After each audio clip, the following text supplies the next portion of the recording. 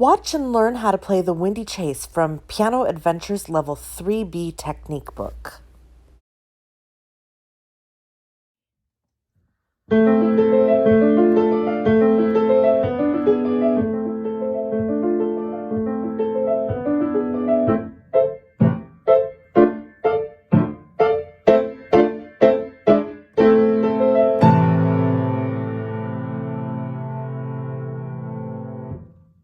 We are in Piano Adventures 3B Technique and Artistry book, and we are looking today at the Windy Chase. The Windy Chase is using the A minor structure that we are using in the other things that we are working on this week.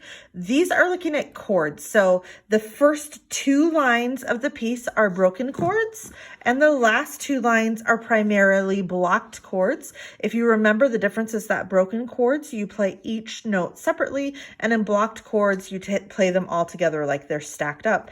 And the technique that we use for each of those is a little bit different. When we're in the broken chords, we're going to use more of our wrist movement from side to side, and to cushion our sound, we might use some round-offs. As we get to the blocked chord, we're going to use a technique secret that is in this level that is called springing forward. And when you spring forward, your hands come up off the keys. So they're going to jump forward and up. So let's practice that really quick. Just going into an A minor chord, we're going to practice the left hand going up and the right hand going up. Keep working on it until you feel like you have it springing up. I always think of a cat. It's kind of like a cat springing up and forward, and then try it together.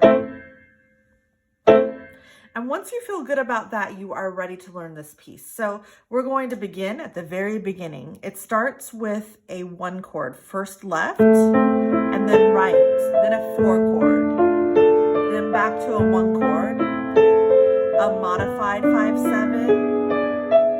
So that's the first line, and I call it a modified 5/7 because you're playing a piece of the chord in the left hand and a piece of the chord in the right hand here. So let's try that first line together. Remember, it's a 1 chord to a 4 chord to a 1 chord to a modified 5/7. Here we go. 1, 2, 3, 4.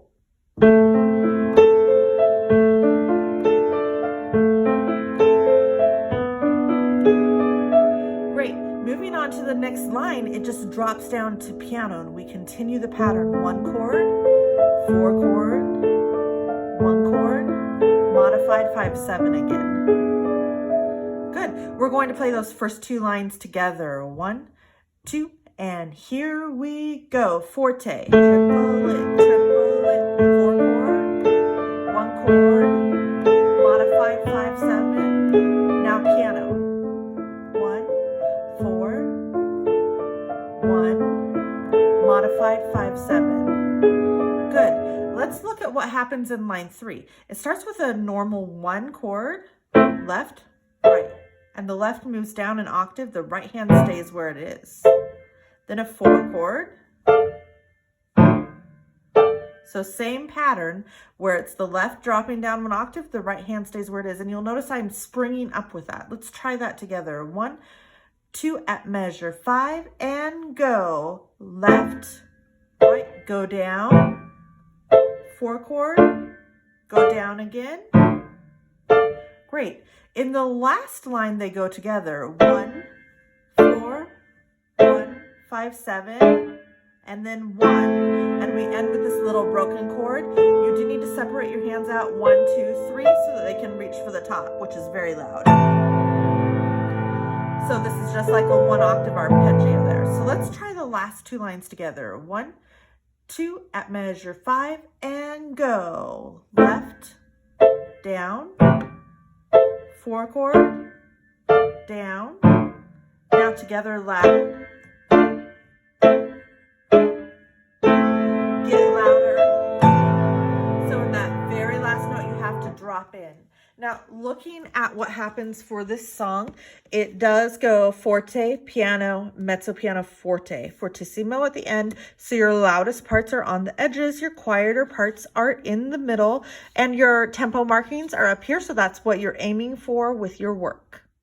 As you work to master the windy chase, please play it 3 times a day. Each time focus on a different component of the piece. First, focus on the correct notes.